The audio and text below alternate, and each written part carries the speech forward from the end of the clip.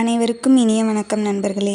இன்றைக்கி நாம் எதை பற்றி பார்க்க போகிறோன்னா, இஞ்சி வகைகள் அல்லது கிழங்கு வகைகள் எத்தனை இருக்குது, அதை எப்படி நம்ம ஃப்ரிட்ஜில் வைக்காமல் ஸ்டோர் பண்ணலான்றது பார்க்கலாம் வாங்க.